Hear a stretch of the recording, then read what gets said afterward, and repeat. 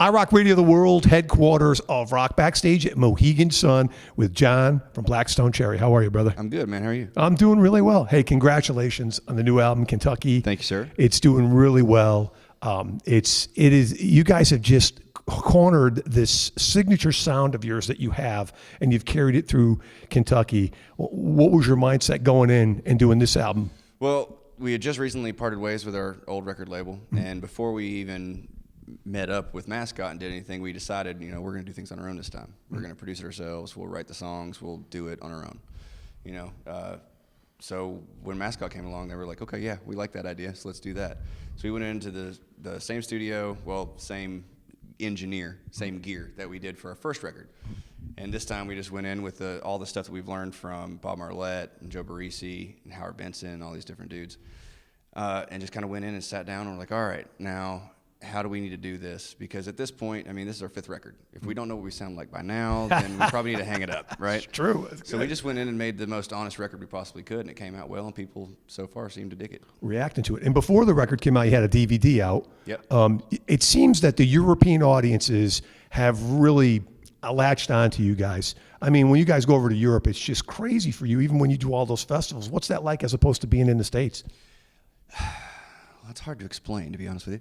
Going over there, we finally got to this point now where we're headlining arenas in the UK, and we're doing like 2,500, 3,500 seats, the rest of mainland Europe. So it's killer to go over there, but when we come here, radio hasn't been as friendly to us here, I guess you could say. iRock Radio has been. Well, yeah, so, thank you. You're very welcome. Okay. I can point to where to send the check later when we're done. Okay. Okay. Cool. But yeah, this market is very difficult when it comes to getting shows to sell out and getting people to understand who you are and what you're about and all that stuff, because it's very radio driven. Where over there, people are really hungry, I guess. I think it's because a lot of the radio over there, instead of there being like 3 competing stations in one town, it's like one major station that runs the country. There might be 2, but typically it's 1. And the mixes that are required for a lot of the radio over there are really like toned down. So the heavy guitars have to be turned down. You want more clean guitars, stuff like that. So the fans are like super hungry for hard rock, live rock, and they really love the Southern American thing for some reason. I don't know why, but I'm grateful for it because that's what we are. We're a bunch of rednecks who play rock music. Right. Well, we're trying to dominate the world. So we're gonna put the kibosh on that. There's only gonna be one radio station. It's gonna be us. We're gonna dominate the entire world. Cool. Monopoly. Exactly.